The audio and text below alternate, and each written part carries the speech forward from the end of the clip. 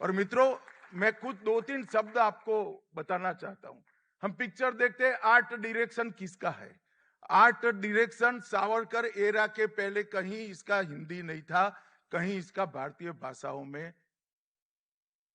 समावेश ही नहीं था। सावरकर जी ने कहा मैं विदेशी भाषा का उपयोग नहीं करूंगा। उन्होंने आर्ट डायरेक्शन को कला निर्देशन कर कर एक नए शब्द की रचना की।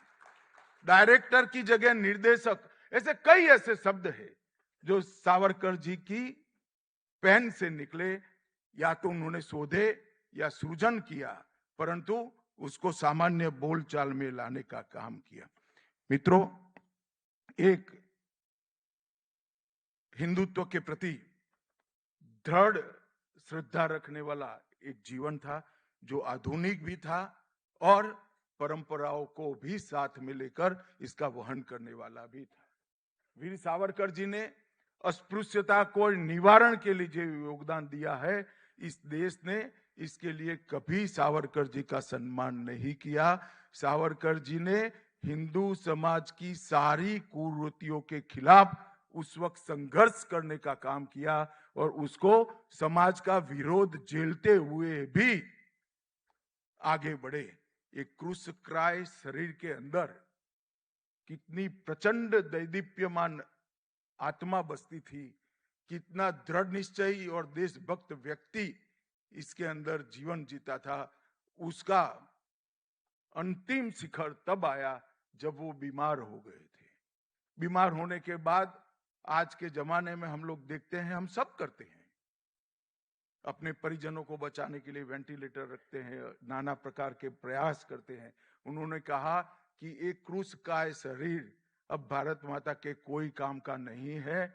मैं हिंदू हूं, मैं पुनः जन्म लूंगा, अब मुझे जीने की जरूरत नहीं है। और अपने आप का आत्म बलिदान करने का काम वीर सावरकर ने किया। मित्रों, बहुत बड़ी बात है। पुनर्जन्म के सिद्धांत पर, जिसको हम सब सच मानते हैं, मगर कई जगह इसको मान्यता नहीं है, इसके प्रति इतना दृढ़ विश्वास और वो मृत्यु का कारण बने, वो सावरकर जैसा महान व्यक्ति ही कर सकता है।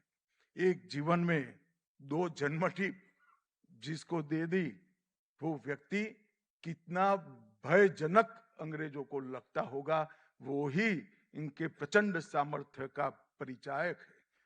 आजादी के आंदोलन में अंग्रेज आए तब से गए तब तक किसी को फांसी तो दी, मगर एक जीवन में 2 जन्मटिप किसी को नहीं दी और वीर सावरकर को ही वो सम्मान प्राप्त हुआ। और जब सेल्युलर जेल में आए तब अंग्रेज जेलर ने उनको कहा कि सावरकर, आप आए तो हो, मगर आपका आयुष्य इतना नहीं है, आप वापस कैसे जाओगे?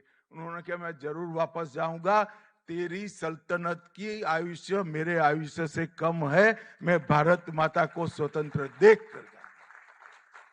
कितना दृढ़ आत्मविश्वास इस देश के भविष्य के प्रति, भारत माता की स्वतंत्रता के प्रति और इस देश के उज्जवल भविष्य के प्रति होगा। और मित्रों, आज मैं मानता हूं कि हम एक ऐसी भूमि पर बैठे हैं जहां भारतीय सशस्त्र क्रांति की नींव डालने वाले वीर सावरकर की भी ये भूमि पावन की है और उसका सर्वोच्च शिखर सुभाष बाबू थे, वो भी यहाँ अपने कदम रखे हैं। ये बहुत पवित्र भूमि है मान्यवर। आज सावरकर जी के जीवन को आज हमारे युवाओं ने इसमें से प्रेरणा लेने का काम सरल हो, इसलिए ढेर सारी चीजों का यहाँ प्रकाशन भी हुआ है और उसको बहुत संगीतमय रचनाओं के साथ यहाँ गाया भी गया है।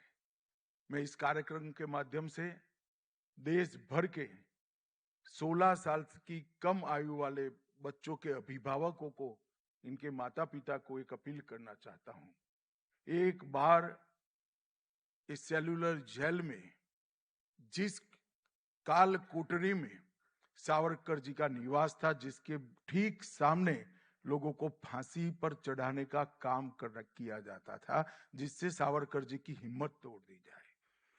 वहां 7x11 की कोठरी, रोज खाना भी न मिलता था, पानी भी नहीं मिलता था। सावरकर जैसे विचारक व्यक्ति को किताबों से अलग रखा गया था। रोज कोपरा को बैल के कोलू के अंदर लगकर तेल निकालने की यातनाएं दी थी। वहां पर भी सावरकर जी ने कील के उपयोग से पत्थरों पर साहित्य सृजन करने का काम किया। और मैं आज एक बात बताना चाहता हूं, साहित्य सृजन वो ही कर सकते हैं जिसका मन और आत्मा दो में से कुछ कुंठित न हो। 2 जन्म टिप देने के बाद भी जिस व्यक्ति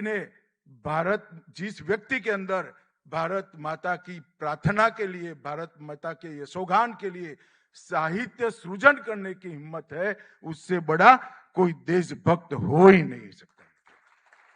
और उनके संकल्प ने ही एक कठोर कालखंड पारित करने की हिम्मत दी। एक ही जेल में 2 भाई रहने के बावजूद सालों तक एक दूसरे को देख नहीं पाए। कोई कल्पना कर सकता है? एक ही जेल में 2 भाई रहने के बावजूद कई सालों तक एक दूसरे का सामना नहीं हुआ। कितने जुर्म उस वक्त किए गए होंगे, वो इससे हमें मिलता है।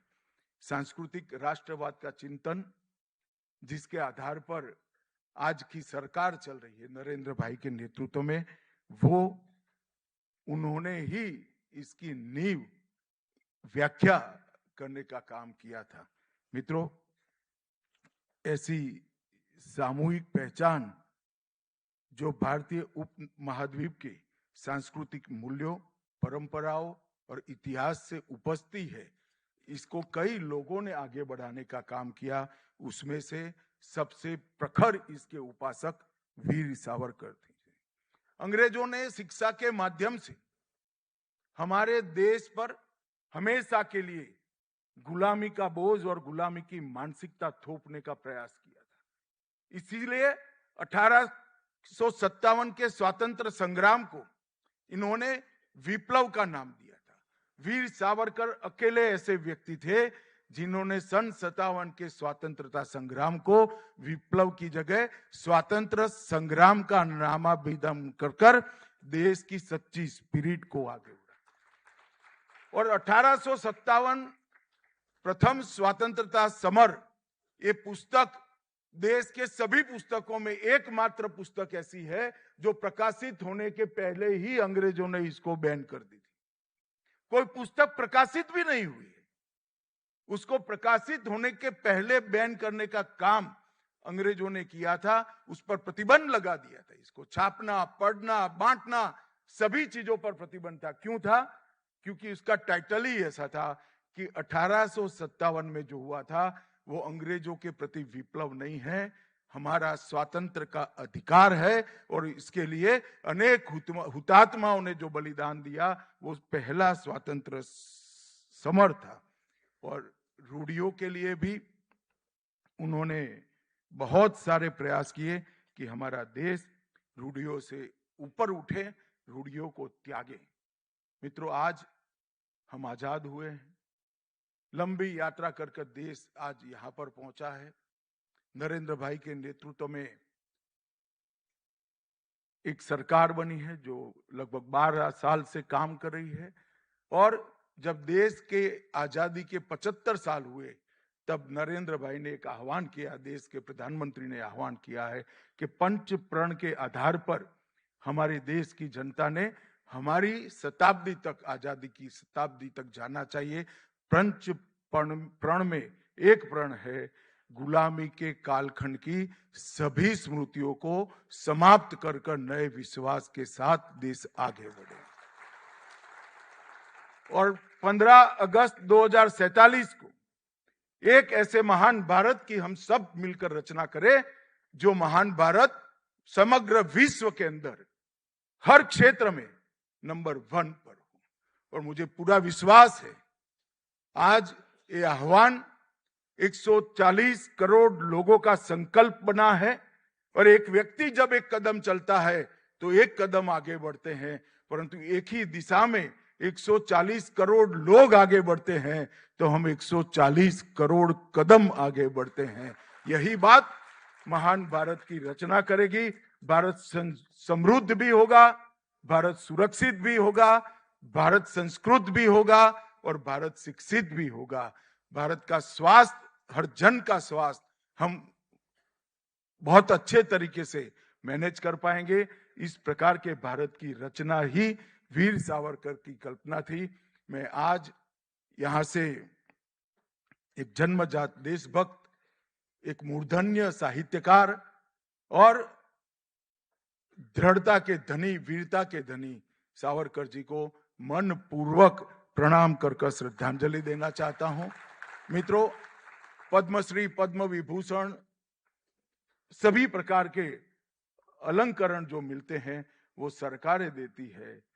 वीर सावरकर को वीर की उपमा कोई सरकार ने नहीं दी है, देश के जन जन ने देने का काम किया। यही इनकी स्वीकृति बताता है। आज पूजनीय मोहन जी के उपस्थिति में इनकी अमर कृतियों का संगीतमय नए सुरों में पंडित जी ने हम सबको सुनने का मौका दिया। पूजनीय मोहन जी ने एक प्रतिमा का भी अनावरण किया और एक कॉफी टेबल बुक भी बनाया है। मैं आशा करता हूं कि सावरकर का विचार विशेषकर हमारे किशोरों में, युवाओं में और बच्चों में सभी अभिभावक इसको आरोपित करें, इससे संस्कृत करें। यही अभ्यर्थना के साथ मेरी वाणी को विराम देता हूं। वंदे मातरम।